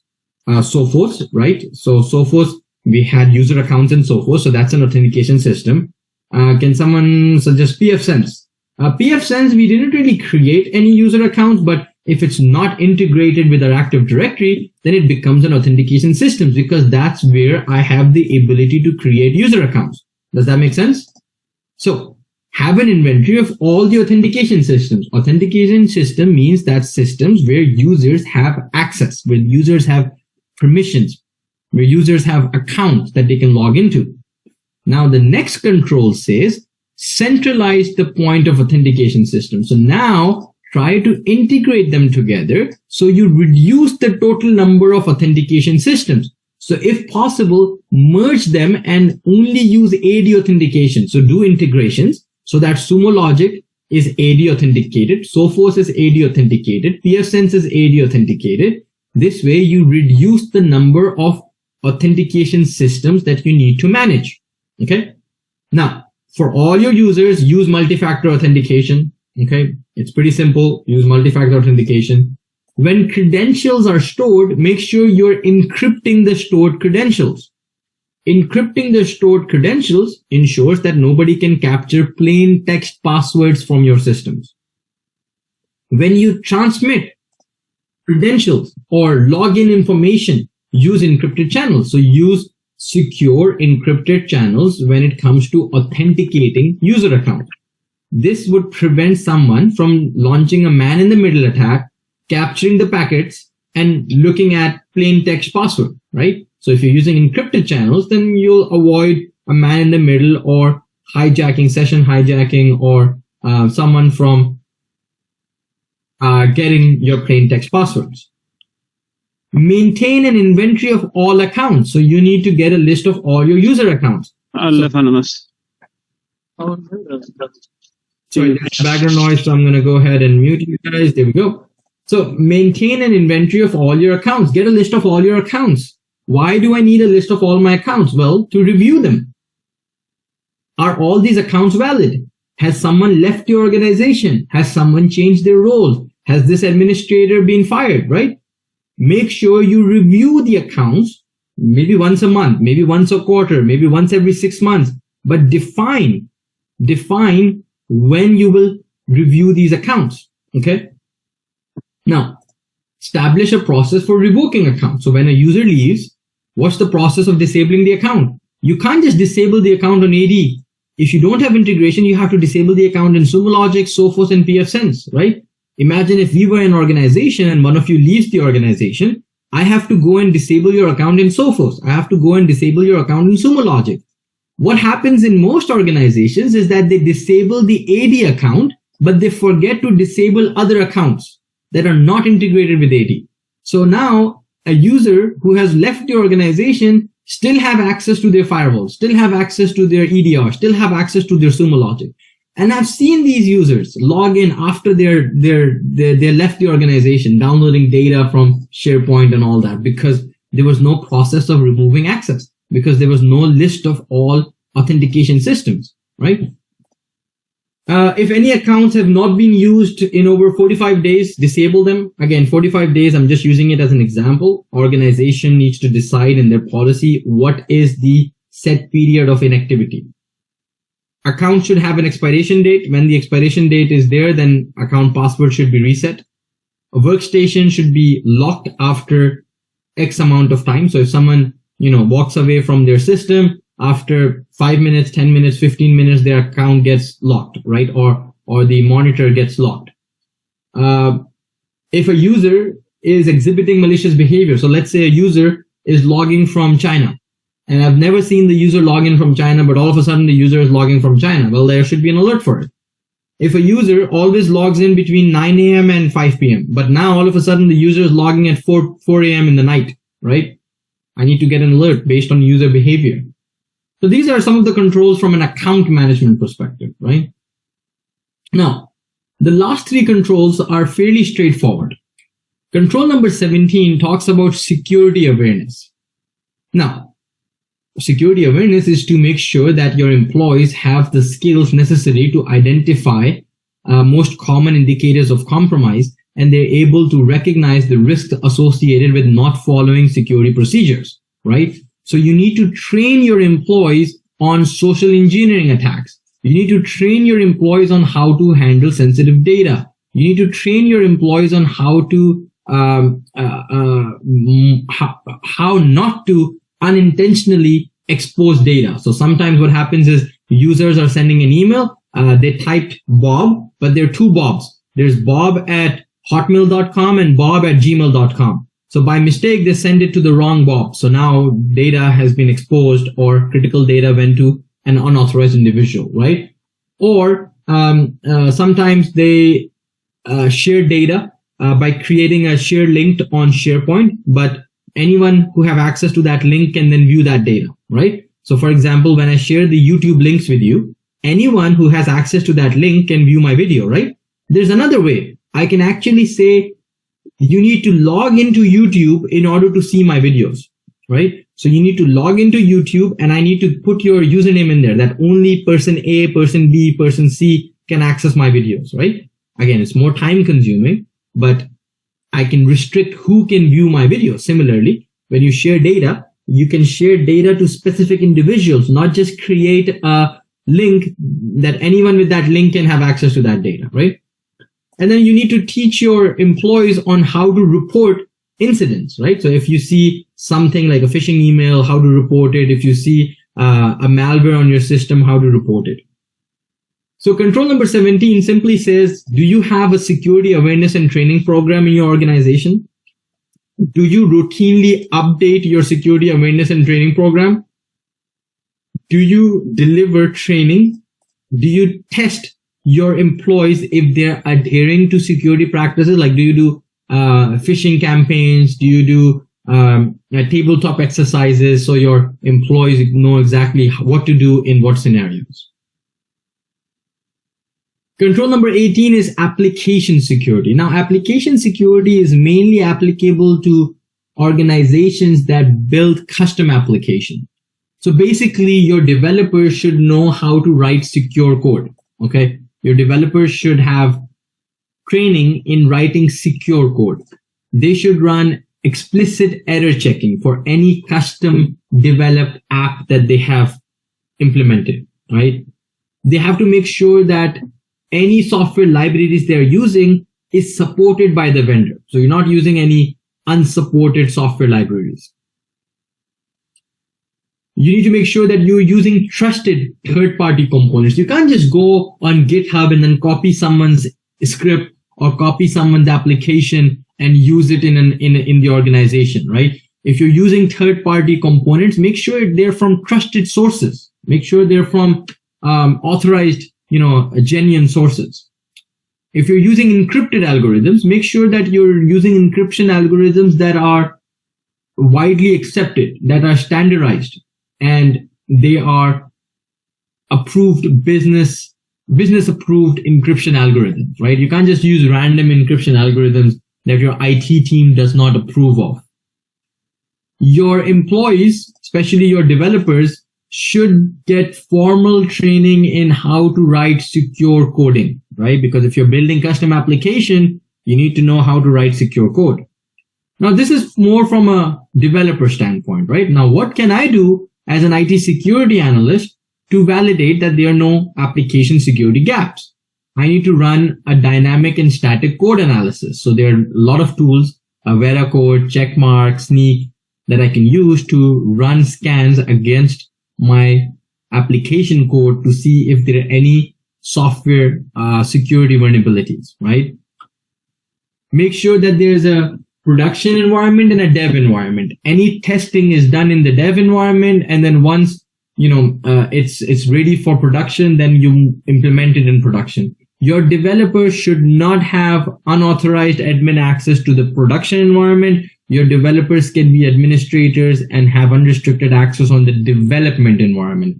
Dev environment should be a separate VLAN than your prod environment, and there should be no connection or there should be no network connection between prod and dev, right? If you have in-house applications that are internet facing, you should have a web application firewall. Web application firewall detects web application attacks and can reduce the risk of exploits. Last but not the least, if you have databases, right? SQL database, Oracle database, whatever the case is, make sure you're using secure configuration for hardening of that database. How would I get the secure configuration for hardening of that database? You can use CIS benchmarks, STIGs. You can go to the vendor and say, give me secure baseline configuration, SQL baseline configuration, Oracle, MongoDB, whatever the case is. Now, control number 19, incident response and management. We'll have a separate session on incident response, but I just want to do a high level from a control perspective. Every organization shall have an incident response plan. Included in that response plan should be the name job title, responsibilities for the incident handling team, right? You should also have a designated management person to make decisions when dealing with an incident. So you have your incident management team, right, which includes your server administrator, network administrator, firewall administrator, security administrator, incident handler. You should have your communications team, management team, right? All these individuals will make up your incident response team. Then there should be one management personnel dedicated to making key decisions, okay? There should be an organization-wide standard on how incidents are reported. They should be documented in the incident response plan. There should be a formal incident handling process. There should be a formal tabletop and routine exercises to test your incident management plan. There should be key contact information, how to reach out to each individual. And then there should be an incident schema or prioritization, which tells the incident handling team to determine the priority, the severity, the impact, and the urgency of that incident. So all of this needs to be incorporated when you're building your incident response plan.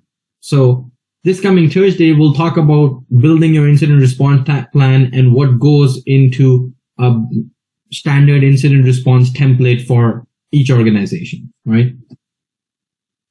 Now, let's say you have implemented controls 1 to 19. How would you test your controls? Well, that's what control number 20 is dictating us. Penetration testing and red teaming exercise. Build or establish a penetration testing program, right? A penetration testing program means that you have a scope of attacks. Wireless attacks, server attacks, client attacks, web application attack, phishing campaigns, and whatnot. Once you build your penetration testing program, and you don't have to build it, you can outsource it. You can hire someone to come in and do a pen test for you, or you can do it in-house. It's up to you. Now you need to conduct regular external and internal pen tests. So when you're running a pen test, the idea is to look for vulnerabilities, exploit those vulnerabilities, and gain access, unauthorized access to the system. Basically, you're testing your defenses, right? Now, as you're testing your defenses, you can run red teaming exercises. Red teaming exercises means that you have one team which is running the offensive and you have one team which is running the defense, right? So your SOC team is actually actively monitoring and detecting and preventing the exploits, and your red team or your penetration testing team is actively trying to gain access to the system. This way, you're testing both your offensive security and your defensive or preventive security. Now, when you run your pen test, you need to look for any network diagrams, configuration files, older pen test reports, vulnerability reports, emails. So you're not only doing a technical pen test, you're also looking for any unprotected information that you can use to further enhance your penetration test, right? So it's like the reconnaissance phase of an attack. Now, some organizations, they don't like to run pen test in their production environment. So they create a test environment. So create a test environment which mimics the production environment, have the same security controls as your production environment, but is typically used for penetration testing and testing activities, right? So run your pen test against that test environment, not your prod environment, if you have a risk where, operations can be impacted because of that pen test. When you're running a pen test, first use vulnerability scans. Vulnerability scans will give you the starting point for the pen test, right? So vulnerability scan will tell you these are the vulnerabilities, so that becomes your starting point. Document your pen test results and make sure that you are actively scoring different activities as part of your red team exercises, right? So how easy was it to penetrate into the system? How easy was it to read the credentials, right? So you're building a pen test report as an output for your pen test, right? And any accounts that you're using for the pen test should be documented, monitored, and only enabled during the testing period and disabled and removed after the testing period. All right, so those are the CIS controls. Again, the CIS controls are a reference document for all your frameworks. So if you have an organization that abides by NIST cybersecurity framework, Again, it's the same controls, just listed in a different order, in a different language, in a different outlook, but the basic principles are the same. If you have an organization that abides by ISO 27000, same controls listed in a different format, in a different style, asking for specific items that are very similar to the CIS controls. Think of CIS controls as security best practice. Don't think that these are specific Center for Internet Security, critical security controls. No, these are security best practice. If you go in an interview and if you can confidently speak on all the CIS controls, and you don't need to be a professional, you don't need to know, passive discovery, active discovery, port level access control. No, all you need to know is what is the objective of the control.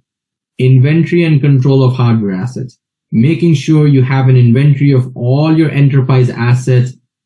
Authorized assets needs to be documented. Unauthorized assets needs to be prevented from gaining access to the system. Control number 2, I need to have an inventory of all of my authorized application.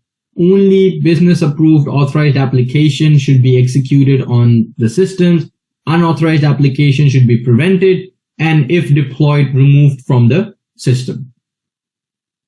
I should be running vulnerability scans both on the operating systems and on third-party applications.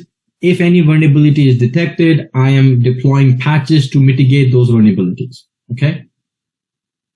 I'm monitoring administrative privileges. All administrators should be approved authorized administrators. We should not be using default passwords. We should be using multi-factor authentication. Any failure to log into admin account should be documented. Administrative activities should be tracked and audited using a SIM solution. We should have secure baseline configuration for our laptops, workstation servers. We can use CIS benchmarking. We can use STIGs. We can use secure configuration guidelines from the vendor. The idea is to have secure configuration for your laptops, workstations, servers. Use a configuration management tool to centrally manage the policy. So use group policy or use mobile device management tool to centrally manage and push policy on all your assets. Make sure you have centralized login.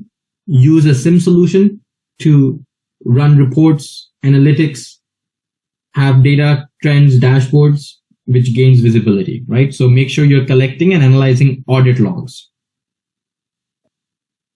Limit exposure to the outside world. So email protection, web browser protection.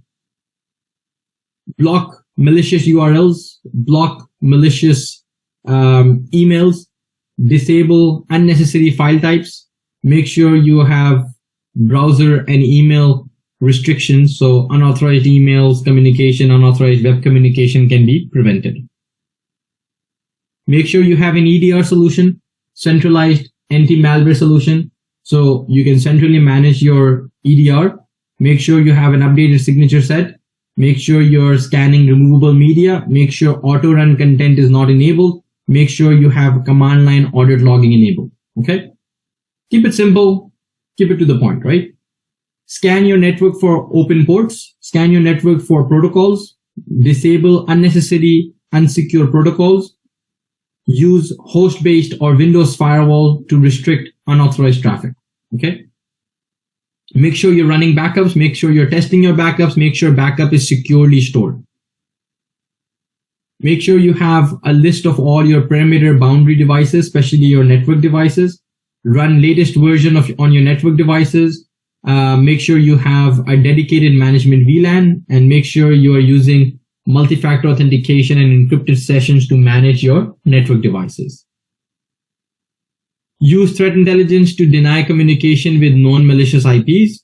Deny communication for unauthorized unsecure ports. Use an IPS, use an IDS. IPS detects intrusion attempts. Intrusion attempts means that someone is trying to exploit a vulnerability. IPS, based on a signature set, will detect and block that intrusion event. Make sure you classify data based on its sensitivity. So confidential data, public data, internal data. Make sure you have DLP, data loss prevention. restrict access to cloud storage. So block Dropbox, Google, G Drive, right? OneDrive. Restrict access to webmail. So don't let anyone upload critical files as an attachment and send an email out to themselves, right? Use encryption for data at rest. Use encryption for USB storage devices. Use encryption when data is in transit. Disable workstation to workstation communication to prevent lateral movement of malware. Segment the network. So have different VLANs for different data types. Have a firewall in between VLANs so you can control who talks to what. Make sure you're using secure wireless protocols, right?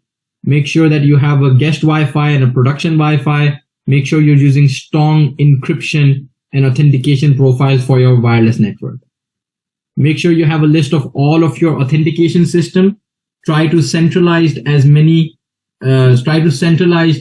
all the authentication to a single centralized authentication system.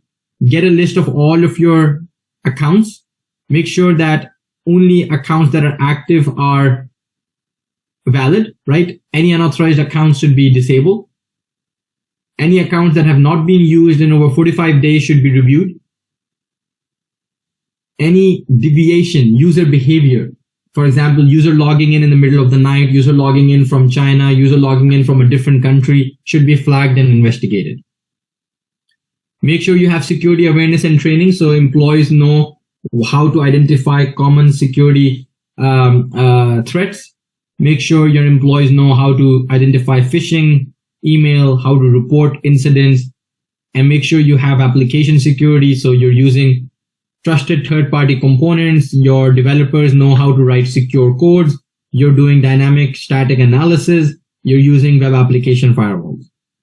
You need an incident response plan. Incident response plan shall include the details and the contact information of your incident handling team. So your network administrator, firewall administrator, security administrator, incident handler, communication team, management team, executive team, right? Make sure you have a process on how to handle incidents. Make sure that you have a tabletop exercise to make sure every stakeholder understands their roles and responsibilities and know exactly what to do when responding to an incident. Last, do a pen test. Pen test would allow you to identify gaps in your security control. Pen test would also test your defenses. You can do red teaming exercises. You can run a vulnerability scan as a starting point for the pen test. And you can use the pen test to look for presence of unprotected system information, artifacts. And one of the learnings of the output of the pen test would be how to further mature your security posture. Okay. So that in summary, that's kind of what the CIS controls are all about. I will share this document along with CIS version 8 with you. So once I send the link for the recording, I'll send a copy of this document as well. Review it. Use ChatGPT to understand a little bit more about each control. I think ChatGPT is an excellent source to get more information. And honestly, when you go in an interview, just quote the CIS control. Just in every response, try to incorporate the CIS controls. It's going to help, right? Because when the hiring manager hears the CIS controls, and you don't have to say it's a CIS control, just say these are my recommendations, right? If you know the CIS controls, then it makes it very easy for you to convince the hiring manager that you know your stuff and you can confidently talk about it. Use examples, right? So Sophos as an EDR tool, pfSense as a firewall, Sumo Logic as a SIM, Nessus as a vulnerability management tool, right? So use the CIS controls and then take examples from your hands-on lab in order to make it sound that you know your stuff and you're confident in talking about that. All right, so let me see if you guys have any questions as part of deploying updates. So it's part of your change patch management process.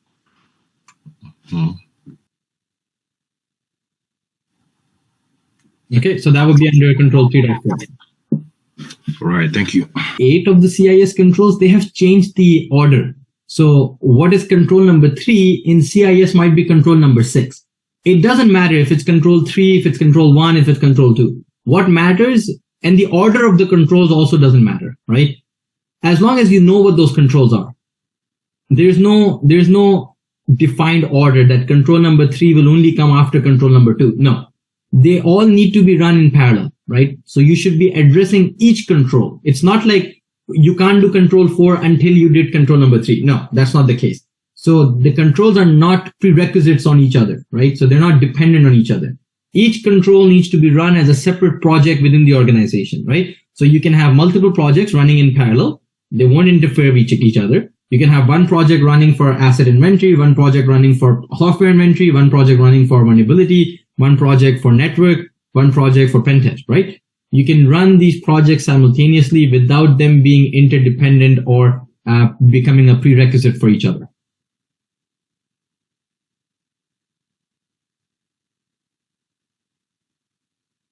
Correct. Question in the chat, is it the CISO's responsibility? Yes. So mainly is the responsibility of the person who is accountable for the security function within the organization. For some organizations, that's the CISO, Chief Information Security Officer. For other organizations, it might be a manager for information security. It might be director for information security. It might be VP of IT. It might be CIO, CTO, depending upon who owns the accountability for having a secure, mature security controls within the organization. Now, a CISO is not responsible for maturing security controls. A CISO is responsible for making sure existing security controls functions as implemented. A CIO, Chief Information Officer, will then work with a security advisor or a security consultant to define what are the additional security controls that needs to be implemented from an architectural standpoint, right? And then once those projects are initiated, then the CISO will be responsible for the ongoing operations of those controls, right? And again, it depends on the type of organization and how different groups work together. But I'm saying if you want to do a typical organization, the CISO will not be accountable for maturing it. The CISO will be accountable for making sure that the controls that are implemented are efficient. Okay. They're not responsible for maturing those controls. CIO or VP of IT, as part of the security strategic discussions or security steering committee, would then decide what additional controls needs to be implemented. The role of the SOC analyst, there's no role of the SOC analyst to implement these. The SOC analyst should know how to utilize this, right? So the SOC analyst would come in and say, okay, here's a list of all my assets, right? Here's a list of all my vulnerabilities. Here's a list of all my softwares, right? So they will use the tools and the information, which is the output of these controls, to then make sense or detect unauthorized or suspicious behavior or breach of controls within the organization. A SOC analyst will not be engaged in deploying these controls. They will be utilizing these controls to make a decision if a control has been breached or not. Tala, I have a question about the vulnerability scanning. You said that the continuous vulnerability scan with the agent scanning, that is, and also on top of that, we still need the network schedule scanning, right? Both are important, right? Both are there in the CIS. Right. So see, agents are installed on your Windows and operating systems, right? So agents can be installed on servers and operating systems. But you still need a network vulnerability scan to scan your routers, your switches, your firewalls, right? So a combination of both is usually preferred. So that means those are like two different kind of. No, so whenever you buy a vulnerability scanning tool, you have the option to also pay for agents and then deploy agents for continuous scans on your workstation and server. You can still run vulnerability scans using our network scanner, but agents, because they're running in real time on each asset, gives you more real-time and accurate results. I shouldn't say accurate because both are giving you accurate results. An agent is giving you more real-time results. Right. So as per this document, it's mandatory that we go ahead with both, because authenticated scanning is what I saw in that document. So together is what is recommended from CIS. Right. So you see, if you read this, am I still sharing my screen? Let me see here. Okay. So if you read this, it says perform authenticated vulnerability scanning with agents running locally on each system or with remote scanners that are configured. So it doesn't say both, it says or. Or, okay. Right? So you don't have to use both. If you have both, great. But the control says or, right? So it says at least you're doing authenticated scanning. That's what I want. I'm not going to force you to do both. As long as you're doing authenticated scanning, that's the objective. Okay. Okay. And you were also telling about the syslogs and the SIEM. So in the document, so syslogs needs to be there. At the same time, the SIEM also needs to be implemented. So I'll explain that to you. So it says centralized log management, and then control number 6.5 says centralized log management, 6.6 says deploy a SIEM. Okay. So how do I know if I do 6.5 or 6.6? For that, you have to understand, let me see if I can find that. If you go to CIS controls, there's actually implementation, one second, CIS controls. Let me share my screen. So depending upon the size and the nature of the organization, the Center for Internet Security have given you implementation guidelines. What I mean by implementation guidelines is that it has, let me go and look for CIS resources.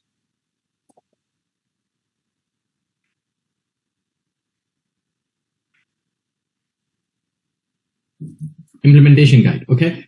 So the CIS, what they give you is, let me see if this one. Download it, I think. It's there in the downloads. Yeah. Okay. So the CIS controls, they have implementation guides. Let me see if I can find a reference to that. But the way it works is it says that if you are a mature organization with dedicated security functions, dedicated teams for managing securities, for dedicated like resources within the organization, then you have to implement all the controls that are part of implementation group 1, 2, and 3. Okay. If not, then you only implement implementation group. Oh, there we go. So we have IG1, IG2, and IG3. IG1 defines the minimum standard of cyber hygiene that every company should implement. This is 56 out of the total. Okay. If you're implementation group 2, you have to do 74. If you are implementation group 3, you have to do an additional 23. So when we look at the CIS controls, and let me see if I can show you that. So under CIS controls, we have different, so yeah, this is the one. So you see in control number 1, the first 2 are part of IG1. The first 4 are part of IG2. The first 5 are part of IG3, right? So you start with implementation group 1, which means that at a bare minimum, you need these 2 controls. Then here you need these 3 controls. Then here you need these 6 controls, right? So you start with what's in implementation group 1. And implementation group 1, how do you know if you're part of implementation group 1 or implementation group 2? So here it tells you that implementation group 1, let me see, yeah, IG1 enterprise is typically small to medium-sized businesses, right? With limited IT and cybersecurity expertise, right? So if I go implementation group 2, it says IG2 enterprise employs individuals who are responsible for managing and protecting the IT infrastructure, right? You have support multiple departments, different risk profile, different job functions. Then implementation group 3 will become something like a bank where you have risk management, you have penetration testing, you have application security, you have a lot of sensitive information, and you have compliance and regulatory requirements. Based on that, you make a decision if you want to do first 2 controls, 3 controls, 4 controls, like how mature you want your security practices to be. Oh, this makes sense a lot. Right? Okay. So, Yes. so for a small business, they're not going to tell you to automate, do a SCAP compliant configuration management system. No, you're not mature enough to do this today, right? Do the first 2, right? Just do the first 2 and that's more than enough for you. Then similarly, if you're a medium, if you're a small business, you can't afford a SIM solution, right? Just make sure you have local logs stored on local systems. If you're a medium-sized business, make sure you have a centralized log management, like a syslog server. If you're more mature, then have a SIM solution, right? So again, I gave you an overview of these controls. Doesn't mean that you have to implement all of these in order to be secure. You start with implementation group 1, which is the bare minimum each organization should have, right? And then you go to implementation group 2, then 3, so on and so forth. Right. The reason why I asked is because of the Sentinel, because I think Microsoft is collecting the logs and it's like pay as you go. And then it's also like, implementing, because it depends upon the license, right? So I think it is about the endpoint management. Then it's like paying more. So, and the rules, analytics is all coming into picture. We have to explicitly write the rules, I believe, in the endpoint management, I believe. So that's right. Right. So all of those is what I was like thinking about. So both are actually, depending upon the groups that you mentioned, both are required, I think so.